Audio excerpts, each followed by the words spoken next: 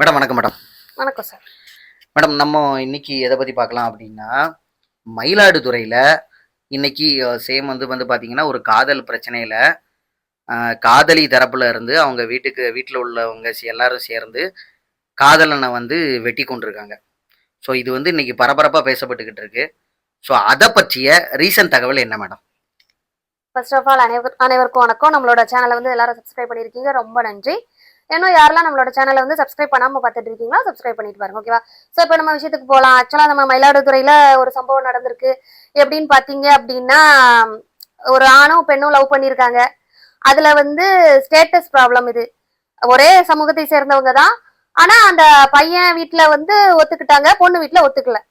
பொதுவாக எல்லா வீட்லையும் அப்படி தானே நடக்குது. மேக்சிமம் பையன் வீட்டில் ஒத்துப்பாங்க, பெண்கள் வீட்டுல ஒத்துக்க மாட்டேங்கிறாங்க இப்போ உள்ள காலத்துல. அதுல வந்து பாத்தீங்க அப்படின்னா, இந்த பொண்ணு வந்து சென்னையில இருக்கு, இந்த பையன் வந்து அவங்க ஊர் சைடு இருக்கான் போல. இது என்ன பாத்தீங்க அப்படின்னா, இப்போ ஒரு வாரத்துல அவங்க வந்து ரெஜிஸ்டர் மேரேஜ் பண்ணணும்னு ஒரு முடிவுல இருக்காங்க, அந்த பொண்ணும் அந்த பையனும். ஏன்னா ரெண்டு வீட்லயும் சம்மதம் சரியில்லை அப்படின்னு சொல்லிட்டு, சேர்த்து வைக்க மாட்டாங்க அப்படின்னு சொல்லிட்டு அந்த பொண்ணு வந்து 10 வருஷ காலமா வெயிட் பண்ணிக்கிட்டு இருந்திருக்கான் இந்த பையனுக்காக. அவங்க பேரண்ட்ஸோட சம்மதத்தோட கல்யாணம் பண்ணணும்னு வெயிட் பண்ணிட்டு இருந்திருக்காங்க. இவங்க என்ன பண்ணிட்டாங்க, வான் பண்ணிட்டாங்க, கேட்கல. சோ அப்போ பேரண்ட்ஸ் வந்து நம்ம வந்து ரெஜிஸ்டர் மேரேஜ் பண்ணிருவோம், அதுக்கப்புறம் நம்ம வீட்டுல ஒத்துக்க வச்சுக்கலாம். ஏன்னா அப்படித்தானே நினைப்பாங்க பொதுவா. இப்போ வேற கேஸ்ட்னா கூட அந்த பிள்ளைங்க யோசிப்பாங்க, ஒரே கேஸ்ட் தானே, கொஞ்சம் ஒரு ஈகோ கிளாஷஸ் இருக்கும் ரெண்டு ஃபேமிலிக்கும், அதுக்கப்புறம் சரியாயிக்கலாம் அப்படின்னு நினைச்சு இந்த மாதிரி ஒரு முடிவு எடுக்கும் போது அந்த மாதிரி பொண்ணு வீட்டுல இருந்து அந்த பையனை வந்து வெட்டி கொண்டிருக்காங்க. சோ அதுதான் பாத்தீங்க அப்படின்னா, நம்ம கவின் வழக்குலயும் அதே மாதிரிதான் நடந்தது. நம்ம திருநெல்வேலி சைடு இப்போ ரீசெண்டா நடந்தது. அது எப்படின்னு பாத்தீங்க அப்படின்னா, அதுவுமே ஸ்டேட்டஸ் ப்ராப்ளம் தான் சார். லவ்ல பொதுவா ஸ்டேட்டஸ் தான் பாக்குறாங்க. ஸ்டேட்டஸ் ப்ராப்ளம் வந்து ஸ்டேட்டஸ் ப்ராப்ளம் அப்படின்னா, அந்த பொண்ணோட வீட்டுலதான் வந்து பொருளாதாரத்துல கொஞ்சம் பின்தங்கி இருக்காங்க. கவின் வீட்டுல நல்ல பொருளாதார அளவுல பயங்கரமா தானே. அதாவது ரெண்டு ஃபேமிலிக்கும் ஈகோ கிளாஷ். பொதுவா ஸ்டேட்டஸ்னா என்ன, இப்போ ரெண்டு வீட்லயும் ஈக்குவலா இருந்தாதான் அது மேட்ச் ஆகுது. பொதுவா ஒரு வீட்டுல கூட இருந்து ஒரு வீட்டுல குறையா இருந்தாதான் அதுதான் ஸ்டேட்டஸ் கான்ஃபிளிக்ட். சோ அந்த மாதிரி ஒரு இதுலதான் பெண் வீட்டார் வந்து சம்மதிக்கல. ஆனா அது வந்து எப்படி போற்றையாச்சு, ஆணவ கொலையா? ஏன்னா இரு சாதிகள் இடையே ஒரு மோதல், அதனால அப்படி ஆச்சு. பொதுவா அப்படித்தானே. சோ இது வந்து ஒரே ஜாதிக்குள்ளங்கிறதுனால ஆணவ கொலை மாதிரி போகல, பட் ஸ்டேட்டஸ் பிரச்சனையில இப்படி ஆயிடுச்சு. இதுவும் ஒரு ஆணவ கொலை மாதிரிதானே மேடம். இப்போ வந்து பெண் வீட்டுல இருந்து அந்த பையனை கட்டி கொடுக்கறதுக்கு விருப்பம் இல்ல, அப்போ வந்து அது வந்து ஆணவ கொலை தானே. அது ஒரே சமுதாயத்துல நடந்தாலும் அது ஆணவ கொலைன்னு தானே எடுத்துக்கணும். ஆனா சட்டத்துல அப்படி இடம் இல்லல சார். இப்போ வேற வேற சமுதாயத்தவரை தான் அந்த மாதிரி ஆணவ கொலை. ஆனா கூடிய சீக்கிரம் அந்த மாதிரி இன்க்ளூட் பண்ண வாய்ப்புகள் இருக்கு. இந்த மாதிரி தொடர்ந்து நடந்துட்டு இருந்ததுன்னா அது வந்து ஆலோசனை பண்ணிட்டு இருப்பாங்க. நான் என்ன சொல்ல வரேன் அப்படின்னா, அந்த பெண் வீட்டார் வந்து கொஞ்சம் வந்து கவனமா இருக்கணும். முக்கியமா அந்த பெண், அதாவது காதல் பண்றது தப்பு கிடையாது. நான் வந்து என்னைக்குமே காதலை வந்து அப்போஸ் பண்ற ஆளே கிடையாது. ஆனா என்ன, உங்களோட வீட்டு நிலைமை அறிஞ்சு காதல் பண்ணுங்க, அதுதான் நான் கேட்டுக்கிறேன். ஏன்னா எல்லா வழக்குலையும் நீங்க பாருங்க, காதல் பண்ற ஆணா இருக்கட்டும் பெண்ணா இருக்கட்டும், கடைசியில வெட்டுப்பட்டு சாவுறது என்னவோ ஆம்பளைங்களா தான் இருக்காங்க. பெண்கள் வந்து நல்லா சேஃபா தப்பிச்சிடுறாங்க. ஏன்னா அவங்க வீட்டு பிள்ளைய அவங்க வெட்ட மாட்டாங்கல்ல. அப்படிதான் ஆண்கள் வந்து நிறைய விஷயங்கள் அந்த மாதிரி, நம்ம கவினா இருக்கட்டும், அதுக்கப்புறம் நம்மளோட இளவரசன் அந்த கேஸா இருக்கட்டும், இப்ப ரீசெண்டா ஒரு கேஸ் கோகுல்ராஜ், சங்கர் கௌசல்யா, அந்த மாதிரி நிறைய விஷயங்கள்ல பாருங்க, ஆண்களுக்கு தான் உயிரிழப்பு. பெண்கள் வந்து ஒரு பாவம் பார்த்தோ இல்ல ஏதோ ஒரு வளர்த்த பாசத்துல பெண்ணை விட்டுருந்தாங்க. ஆனா இதுல வந்து முழுக்க முழுக்க சஃபர் ஆகுறது காதல் பிரச்சனையில, இந்த மாதிரி சாதிய வன்கொடுமையா இருக்கட்டும், இந்த மாதிரி ஏற்றத்தாழ்வுகளா இருக்கட்டும், முழுக்க முழுக்க ஆண்கள் தான் பலியாகிறாங்க. அப்ப அந்த பெண்கள் வந்து கொஞ்சம் கவனமா இருக்கணும், ஆண்களுமே கவனமா இருக்கணும். இப்ப இந்த பொண்ணு வீட்டுல நான் என்ன சொல்ல வர, பேரண்ட்ஸை வந்து ஒரு ரெண்டு டைப்பா பிரிக்கலாங்க. Harmful, harmless. ஃபெரோஷியஸா இருக்கிறவங்க வந்து ஹார்ம்ஃபுல். எப்படின்னு சொல்றேன்னு பாத்தீங்கன்னா, இந்த மாதிரி ஒரு காதல் பண்றீங்க, அதை போய் வீட்டுல நீங்க எடுத்து சொல்லும் போதோ இல்ல வீட்டுக்கு அது தெரிய வரும்போதோ கூப்பிட்டு அட்வைஸ் பண்ணி, ஏப்பா நமக்கு அவங்களுக்கு ஒத்து வராது, நீ வந்து அந்த அந்த அந்த பிள்ளை வீட்டு வேற சைடு, நம்ம வேற சைடு, நம்மளோட இது வேற, குலம் வேற, கோத்திரம் வேற, ஸ்டேட்டஸும் ஒத்து போவாது, அதனால நாங்க ஒரு நல்ல பிள்ளையா பார்த்து கட்டி வைக்கோம், இல்ல நாங்க ஒரு நல்ல பையனா பார்த்து கட்டி வைக்கோம், சும்மா இருமா, இதெல்லாம் இந்த வயசுல வர்றதுதான், அதெல்லாம் விட்டுருன்னு சொல்றது கொஞ்சம் ஆம்லெஸ்ஸான பேரண்ட்ஸ். அவங்க வந்து அட்வைஸ் பண்ணி விட்டுருவாங்க. அந்த மாதிரி பெண் பிள்ளைங்க வந்து அவங்கள கன்வின்ஸ் பண்ண கூட ட்ரை பண்ணலாம். ஏன்னா அவங்க வந்து இந்த மாதிரி அட்வைஸ் பண்ற ஆட்கள் கண்டிப்பா கன்வின்ஸ் ஆயிருவாங்க கொஞ்ச நாளையில. ஆனா அந்த ஃபெரோஷியஸா உள்ள ஆட்கள் என்ன பண்ணுவாங்க, அந்த மாதிரி ஏதாவது நீ பண்ணுனா அதுக்கப்புறம் அவ்வளவுதான், சோழி முடிஞ்சிரும். அந்த மாதிரி கண்டிப்பா வான் பண்ணிருப்பாங்க. சோ இந்த மாதிரி இருக்கும்போது அந்த பெண் பிள்ளைகளா இருக்கட்டும் ஆண்களா இருக்கட்டும் கொஞ்சம் கவனமா இருக்கணும். இந்த மாதிரி வீட்டுல இருந்து அவங்க பேசுறது வைக்கிறதெல்லாம் தெரியாம இருக்காது. இந்த மாதிரி கொன்றுவோம் வச்சிருவோம், அவன் கூட போனா பாத்துக்கோ, அவளை கெட்டுனா பாத்துக்கோ, உனக்கு உன வீட்டுல ஏத்த மாட்டோம், அதுக்கப்புறம் அவ்வளவுதான். அந்த மாதிரி மிரட்டுற பேரண்ட்ஸ் இந்த விஷயத்திலுமே வந்து பாத்தீங்கன்னா அந்த பையனை போய் அந்த பொண்ணோட அம்மா ஒரு வாரத்துக்கு முன்னாடி வேலை பார்க்குற இடத்தையே மிரட்டி இருக்காங்க. ஆமா. சோ இது நீங்க சொன்ன மாதிரியே இதுவும் நடந்திருக்கு. சோ அந்த மாதிரி எங்க பொண்ணு பக்கம் வராத வைக்காதன்னு சொல்லி அது கொஞ்சம் ஆர்ப்பாட்டம் பண்ணிட்டு தான் போயிருக்கு. அதனால இந்த மாதிரி பேரண்ட்ஸ் இருக்கும்போது பிள்ளைங்க தான் கவனமா இருக்கணும். நம்ம வீட்டுக்கு கண்டிப்பா ஒத்து வராது. அப்போ இது வந்து நம்ம தேவையில்லாத பிரச்சனைகளை இழுத்து போடக்கூடாது. ஃபர்ஸ்டே வந்து இதை அவாய்ட் பண்ணிடணும். இந்த மாதிரி காதல் விஷயங்கள் பிடிக்கலன்னா அவாய்ட் பண்ணிடணும். இல்ல நீங்க பழகி தொலைச்சிட்டீங்க அப்படின்னா அந்த ஆப்போனன்ட் கிட்ட நீங்க சொல்லணும், இந்த பாரிப்பா உனக்கு உயிருக்கு ஆபத்து, எங்க வீட்டுல இந்த மாதிரி எல்லாம் முடிவு எடுத்துட்டு இருக்காங்க, தேவையில்லாம வந்து சிக்கிறாத, அந்த மாதிரி அந்த பெண் பிள்ளைங்கன்னு சொல்லலாம். இல்ல அந்த பையன் கூட உஷாரா ஆகலாம். இந்த மாதிரி எம்மாடி அந்த பிள்ளை வீட்டுல இப்படிலாம் பண்றாங்க, பயங்கரமான ஆட்கள் அவங்க. ஃபார் எக்ஸாம்பிள் நம்ம கவின் வழக்குல பாருங்க, கவின் கொலை வழக்கு நெல்லையில, அவங்க அந்த பொண்ணு வீட்டுல எல்லாம் பயங்கரமான ஆட்கள் அவங்க எல்லாம் ஒரு ஃபேமிலியா சேர்ந்துல அந்த மாதிரி பண்ணிருக்காங்க. சோ அப்பாவும் மகனும் இப்ப உள்ளலாம் இருக்காங்க. சோ அந்த மாதிரி இருக்கும்போது நிறைய குடும்பங்கள் அந்த மாதிரி ரொம்ப வெஞ்சன்ஸ் பிடிச்ச குடும்பமா இருக்கு. அப்ப இந்த ஆண்கள் வந்து கவனமா இருக்கணும். தேவையில்லாம எதுக்கு பண்றீங்க? அதாவது லவ் வந்து சொல்லிட்டு வராது சார். அவன் அது வந்து நம்ம இனத்து பிள்ளை, இது வந்து நம்ம குலத்து பிள்ளை, இது வந்து நம்ம சமயத்து பிள்ளை, சமுதாய பிள்ளை அப்படின்லாம் பார்த்து வராது. அது லவ் கிடையாது. லவ் எப்படியோ வருது உங்களுக்குள்ள. ஆனா அது வந்து உங்களுக்குன்னு ஒரு சுய புத்தி இருக்கு, சுய அறிவு இருக்கு. அப்போ நீங்க என்ன பண்ணணும்? இப்ப நான் என்ன சொல்ல வரேன், நெருப்புன்னு தெரிஞ்சே அதுல போய் நம்ம விழுவோமா? ஒரு கத்தி வந்து கையில வெட்டுதுன்னு தெரியுது, ஒரு கத்தி இருக்குன்னா அதை வந்து நீங்க எப்படி பிடிப்பீங்க? இந்த சைடு தான் பிடிப்பீங்க. அந்த சைடு ஷார்ப்பா இருக்கு அந்த எட்ஜி, அதை பிடிச்சா உங்க கை ஹர்ட் ஆகுது, வெட்டும்னு தெரியுது, வேணுக்குன்னே அதை பிடிப்பீங்களா? நம்ம அறிவை யூஸ் பண்ணி தானே நம்ம சேஃபா ஹேண்டில் பண்றோம். அதே மாதிரி இந்த லவ் விஷயத்திலயும் ரெண்டு பேரும் பேசி பிரிஞ்சிருக்கலாம். உங்க குடும்பத்துக்கும் எங்க குடும்பத்துக்கும் ஒத்து வராது, தேவையில்லாம வம்பா வெட்டு செத்து போயிருவோம். அப்படி இல்லைன்னா ரெண்டு வரையெல்லாம் கொல்ல மாட்டாங்க, ஒண்ணு மட்டும் தான் போடுவாங்க அப்படின்னு சொல்லி அந்த பிள்ளை சொல்லியிருந்தா கூட அந்த பையன் கொஞ்சம் உஷாராயிருப்பான். வார்னிங் கொடுத்துருக்கலாம் சார். அநியாயமா உயிர் போயிட்டுல, அதுதான் நான் சொல்றேன். ஏன்னா இப்ப லவ் வந்து லவ் இல்லாத ஆளே கிடையாது, லவ் இல்லாதவன் ஆளும் கிடையாது. அப்படிதான் நான் சொல்லுவேன். எல்லாத்துக்குமே அந்த பள்ளி பருவ காதல், கல்லூரி காதல், அப்புறம் வேலை பார்க்குற இடங்கள்ல அந்த மாதிரி ஒவ்வொரு வயசு அனுபவத்தின் அடிப்படையில வர்றதுதான் காதல்.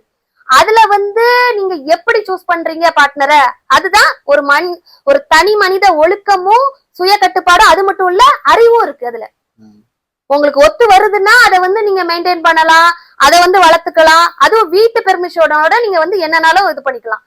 தேவையில்லாத விஷயங்கள்ல வீட்டுக்கு ஒத்தே வரலன்னு தெரிஞ்சுமே நீங்க அதுல வந்து போறது தப்பு. அதுதான் சொல்ல வரேன் நான். இல்ல மேடம், இப்போ இந்த வழக்க பொறுத்தளவுல பாத்தீங்கன்னா இந்த பொண்ணு வந்து இந்த சம்பவம் வந்து ஒரு வாரத்துக்கு முன்னாடியே போலீஸ் ஸ்டேஷன்ல வச்சு பேசியிருக்காங்க. பேசி அப்பவும் இந்த பொண்ணு வந்து அவங்க வீட்டுல என்ன சொல்லியிருக்கு அப்படின்னா, நான் என்னமோ உங்க கூட வரல, நான் அந்த பையன் கூட தான் நான் என்னமோ வாழ போறேன் அப்படின்னு சொல்லி அந்த பொண்ணு வந்து எடுத்து சொல்லிட்டாங்க. இருந்துமே இந்த அதுக்கப்புறம் என்னன்னா இவங்க இந்த பொண்ணு வந்து இந்த பையனோட வீட்டுல தான் இருந்திருக்கு. இவங்க திரும்ப ரிஜிஸ்டர் மேரேஜுக்குள்ள டாக்குமெண்ட்ஸ் எல்லாத்தையும் எடுக்கணும் வைக்கணும் அப்படிங்கிறதுல இந்த பொண்ணு வந்து ரொம்ப குறியா இருந்திருக்கு.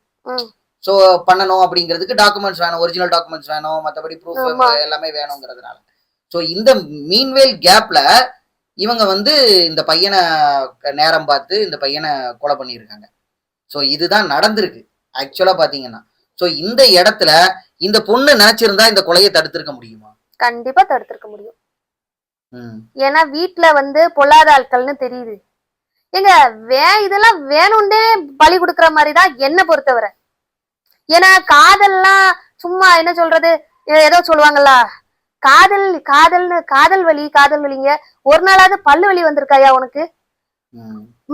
அதை கம்பேர் பண்ணும்போது இதெல்லாம் எவ்வளவு பரவாயில்லப்பாங்க, ஏதோ ஒரு வடிவேல் ஜோக்ல. அந்த மாதிரி காதல் வந்து இருக்கும் சார், அது வந்து வலிதான், மறக்கிறது, வேதனை தான். ஆனா இப்படி ஒரு உயிர் இழப்பு வந்துட்டுல, இனி இந்த காயம், இந்த வடு இந்த பொண்ணுக்கு ஆயுசுக்கு மறக்குமா சொல்லுங்க? இப்போ நீங்க ரெண்டு பேரும் பிரிஞ்சு அவன் ஒரு குடும்பம் நீ ஒரு குடும்பமா இருந்தா கூட எங்கேயோ நல்லா இருந்துட்டு போறா பையன் அப்படின்னு நீ இருப்ப. அவன் எங்கேயோ மகாலட்சுமி நல்லா இருந்துட்டு போறாப்போ அப்படின்னு விட்டுருவான். ஆனா இது ஒன்னாலதான் அந்த பையன் உங்க குடும்பத்தால இறந்திருக்கான்னு நீ உன்னோட காதலால ஒரு உயிர் போயிருக்குன்னு உனக்கு தெரியும் போது அந்த உன்னோட ஆயுசுக்கும் உனக்கு அது கொடூரம் தானே, ரணம் தானே. அதை நினைச்சு 10 வருஷம் நீ லவ் பண்ணிருக்க. அவன் எங்கேயாவது நல்லா இருந்தா கூட உனக்கு மனசு ஆறி இருக்கும். உயிரோட அவன் எங்கேயாவது வேலை பார்த்துட்டு இருக்கான், நல்லபடியா இருக்கான், குழந்தை குட்டியோட நல்லா இருப்பான், முடிஞ்சு போச்சு. ஆனா அவன் ஒரு உயிர் போனதை நினைச்சு அந்த பொண்ணுக்கு தூக்கம் வருமா? உண்மையான காதல்னா முடியாது. கண்டிப்பா உண்மையான காதல்னா மறக்க முடியாது, எதுவுமே அதுல இருந்து மீள முடியாது. ஆனா உண்மையிலே நீ உண்மையா காதலிச்சிருந்தனா அந்த பையனை நீ விட்டு கொடுத்திருப்ப, இந்த மாதிரி இழுத்து விட்டுருக்க மாட்டேன். அதான் நான் சொல்ல வரேன். உண்மையிலே உன்னோட காதல் உண்மையா இருந்ததுன்னா, உன் வீட்டுல எப்போ கத்தி விளையாடுதுன்னு உனக்கு தெரிஞ்சதுன்னா அந்த பையனை நீ சேவ் பண்ணிருப்ப. இல்ல இந்த பொண்ணு வந்து அந்த பிரச்சனை வந்து ஒரு வாரத்துக்கு முன்னாடியே நடந்திருக்கு. ரெண்டாவது இன்னொரு விஷயம், இப்ப நம்ம குடும்பத்திலேயே நம்ம இருக்கோம்.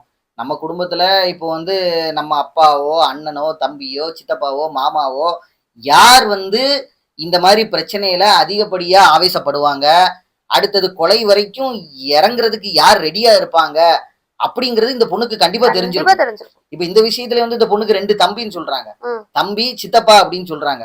சோ அப்ப அவங்க எல்லாம் வந்து ஆல்ரெடி ஏதாவது ஒரு குற்ற சம்பவத்துல ஈடுபட்டவங்களாவோ இல்லைன்னா அந்த அளவுக்கு ஃபெரோஷியஸா இருக்கவங்கிறது இந்த பொண்ணுக்கு தெரிஞ்சிருக்கும்ல. அப்போ இந்த பையனை வந்து உஷார்படுத்தி இருக்கலாம் தானே மேடம், உண்மையா இல்லையா? கண்டிப்பா நான் அதானே சொல்றேன் சார். அவ வந்து உண்மையிலே அவ காதலன் வந்து உயிர் பழைக்கணும்னு நினைச்சிருந்தானா, அவளோட காதல் வந்து எங்க இருந்தாலும் நல்லா இருக்கட்டும்னு அவன் நினைச்சிருந்தானா கண்டிப்பா அந்த பையன் அந்த விஷயத்த சொல்லியிருப்பான். இந்த மாதிரி உன்னை வந்து எங்க குடும்பம் பொல்லாத குடும்பம், கொஞ்சம் சூதானமா இருந்துக்கோ, இந்த மாதிரி பிளான் எல்லாம் போடுறாங்க, தேவையில்லாம மாட்டிக்கிட்டாத, அந்த மாதிரி சொல்லியிருப்பா.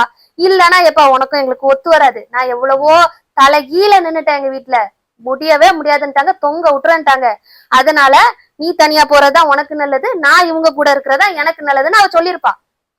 அதுக்கு அப்படியும் கேட்காம நான் தலைகீழா தான் குதிப்பேன்னா அவ்வளவுதான், நம்ம கையில எதுவுமே கிடையாது. சொல்றது இந்த பொண்ணு ஃபர்ஸ்ட் விலக்கி விட்டுருக்கலாம் நான் சொல்றேன். ஆனா இந்த மாதிரி குற்றச்சம்பவம் வந்து ரொம்ப ரொம்ப ஒரு மோசமான ஒரு செயல். அதை நான் வந்து வன்மையா கண்டிக்கிறேன். அந்த பேரண்ட்ஸ நான் சொல்றேன், நீங்க தான் இந்த பிள்ளைல வளர்க்குறீங்க. நான் என்ன சொல்றேன், எல்லா பிள்ளைகளும் ஒண்ணு தானே, உங்க பிள்ளைல மாதிரி தானே அந்த பையனையும் வளர்த்திருப்பாங்க. நீங்க உங்க பொட்ட பிள்ளைய எப்படி பாலூட்டி சீராட்டி வளர்க்கீங்களோ அதே மாதிரி தானே அவங்க வீட்டுல அவனை ஒரு மகராசனா இளவரசனா அவனை வந்து வீட்டோட ஒரு எஜமான அந்த பையனை வளர்த்திருப்பாங்க. கண்டிப்பா ஆண் வாரிசு எல்லாம் இப்பந்தான் ஆண்கள் பெண்கள் எல்லாம் சமம். முன்னாடி எல்லாம் ஆண் வாரிசுங்கிறது அவ்வளவு பெரியதா சொல்லுவாங்க, பெரிய மன்னர் பரம்பரை மாதிரி பேசுவாங்க. ஆண்கள் பிறந்ததெல்லாம் பெரிய விழாமரம் எல்லாம் கொண்டாடுவாங்க அந்த காலத்துல.